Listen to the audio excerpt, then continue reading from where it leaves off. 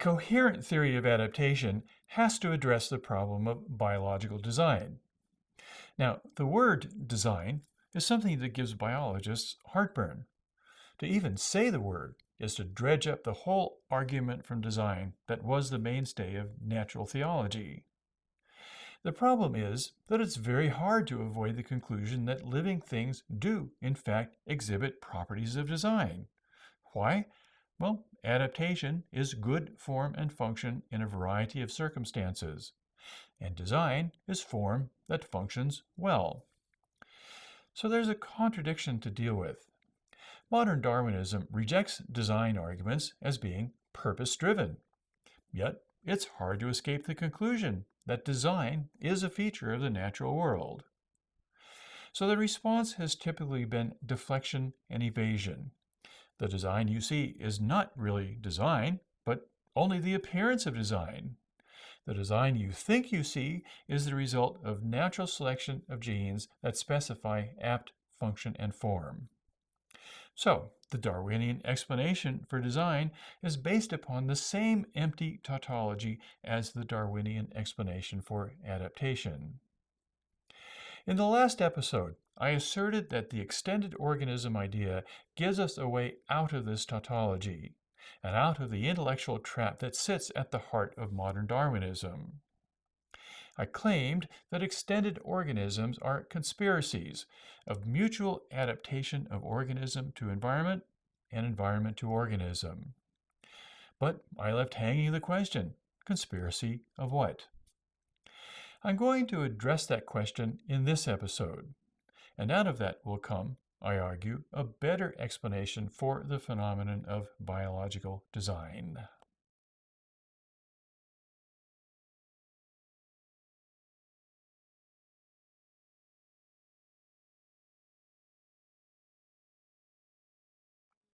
Let's start by asking ourselves a simple question. Is there a way to recognize design when we see it? If there is, that might cut through the fog of confusion that surrounds the phenomenon of design. Here's an example. This is the skeleton of a small dog, and this is the skeleton of a megatherium, otherwise known as the giant ground sloth.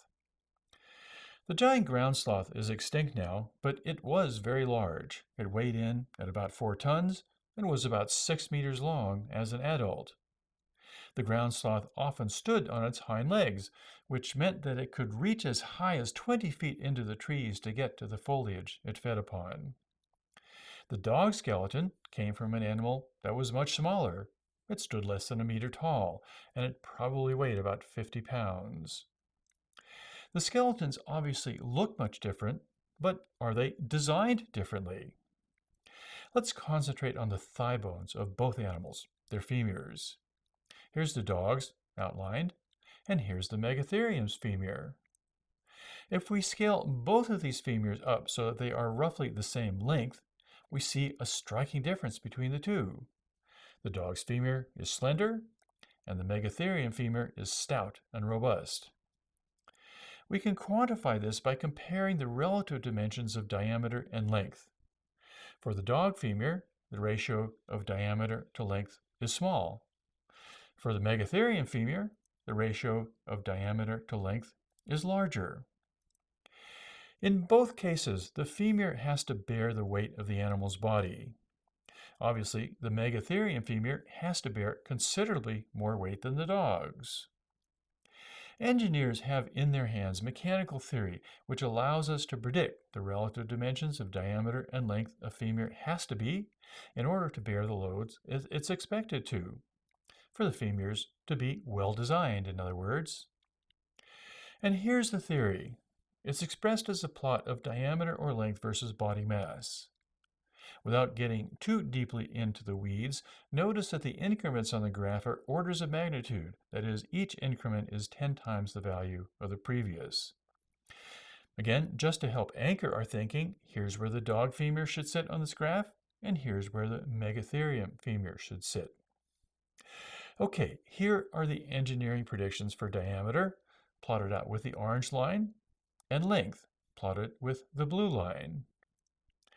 These predictions are numerically rigorous. Bear with me. In a well-designed femur, length is predicted to be proportional to body mass raised to a power of 1/4. Okay, let's state that in plain English. A 10-fold increase of body mass should correspond to a 1.8-fold increase of length. To put it more specifically, a ground sloth is 160 times heavier than the dog, and according to the prediction, the ground sloth's femur should be about 3.5 times longer than the dog's. Check this out on a calculator if you want. Otherwise, you're just going to have to trust me. Okay, let's do the same for diameter. Engineering theory predicts that the diameter will be proportional to body mass raised to the 0.375 power. Again, in plain English, a 10-fold increase of mass will correspond to a 2.4-fold increase in diameter.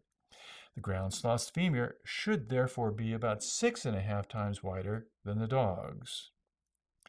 The implication here is that we can predict how stout the femur has to be in order to support its body weight. This is an objective measure of femur design. Specifically, a 10-fold increase of mass will correspond to a 1 1/3 increase of stoutness, as quantified by the ratio of diameter over length. Or the megatherium femur should be about twice as stout as the dog's. Okay, those are the predictions. Let's now look at some data from a study that looked at the femurs of grazing animals like cattle, elephants, and antelope. We'll look at the diameter first, which we'll plot out in orange-filled squares. And here are the data. Now, let's look at length, plotted out with blue-filled circles. And here are those data. The striking thing here is how closely the actual structures of femurs of animals corresponds to the predicted values derived from engineering theory, from an objective theory for good design, in other words. Here's the best fit equation for diameter with the predicted slope in parentheses, and here's the best fit for length. It's a pretty good correspondence, I would say. Thus, the femurs of grazing mammals look to be designed, as long as we understand design to be a close correlation of form with function.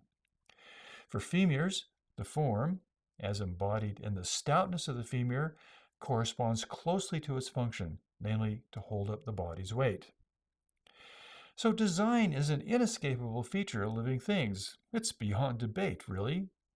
But the important question to be asking is, how do living things come to be this way? Where does the design come from?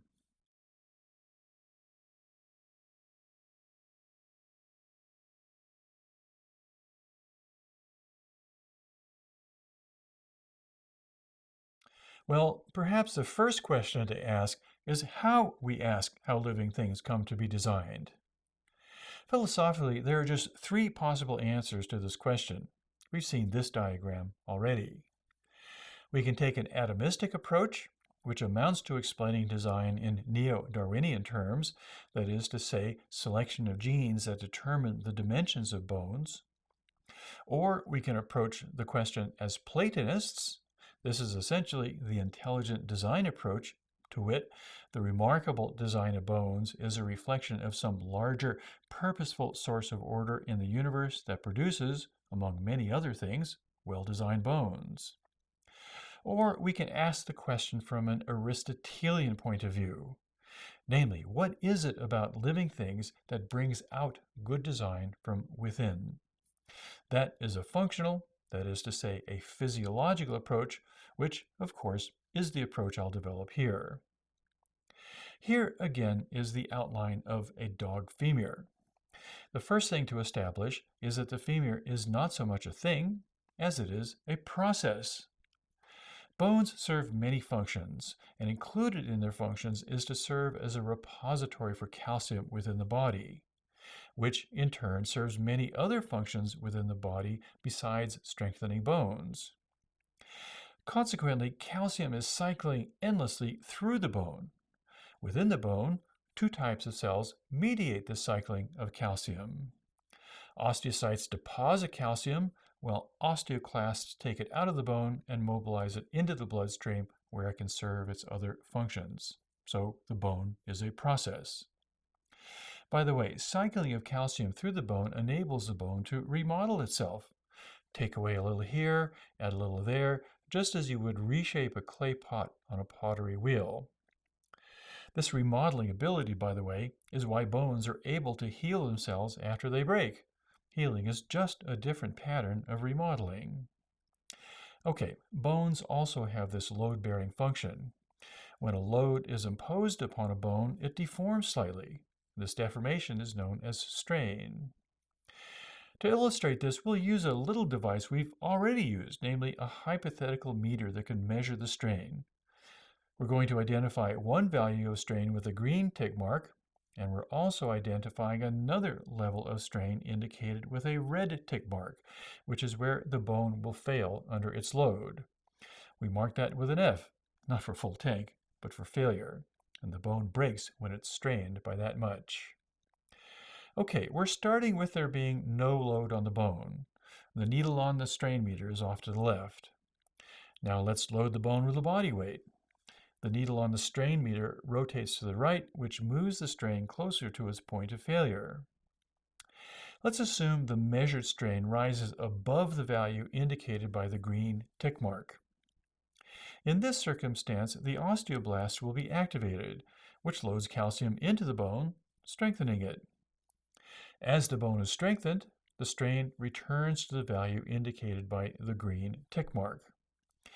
Along with it, the osteoclasts stand down, so to speak, so the green tick mark represents a kind of target level of strain for them. When the bone is overstrained, the osteoblasts work to strengthen it, reducing the strain until it reaches its target value. Okay, let's now do the opposite. Let's imagine that loading the bone with a body weight produces a strain that is less than the value indicated by the green tick mark. Too little strain implies that the bone is too strong to bear the loads imposed upon it. We might say the bone is over-designed. This implies in turn that there's too much calcium sitting in the bone. And why do I say too much? Well, we come back to there being other uses for the calcium in the body. If too much of it is sitting in bone, that calcium might be better used elsewhere. And this is where the osteoclasts come in. They remove calcium from the bone and allow it to serve those other uses. As the calcium is removed, though, the bone weakens. But that's no problem because the bone is stronger than it needs to be anyway. So the osteoclasts will just return bone strain to that target value at the green tick mark. So the bone actually regulates its strain around a particular value. We call this strain homeostasis. And how does it work? Let's take a closer look at the structure of bone. The osteocytes and osteoclasts inhabit a spongy network of bone, shown here in light brown. The osteocytes live in tiny cavities within the bony matrix, and the osteoclasts are massive cells that patrol through the spongy network. The remarkable thing about bone is that it's a massive communications network. Osteocytes communicate with one another and with the osteoclasts and vice versa. When a bone is loaded, strain throughout the bone increases. The osteocytes can sense this, and if strain is too high, they communicate this to their neighbors to start laying down bone. At the same time, the activity of the osteoclasts is suppressed. The end result is that bone deposition increases until strains return to the osteocyte's preferred value.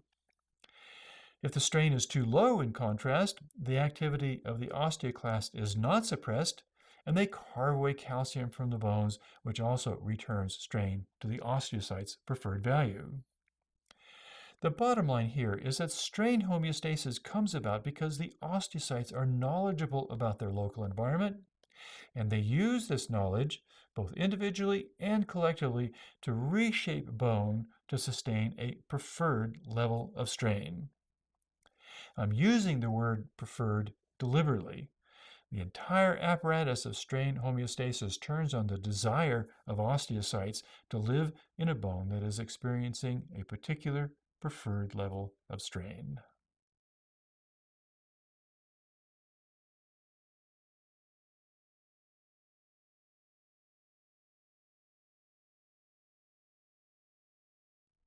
Preferred?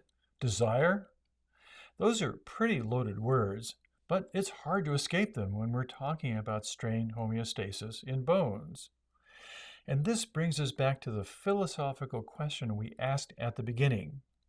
Should we approach brain homeostasis as an atomist would, or should we approach it as if we were Aristotelians?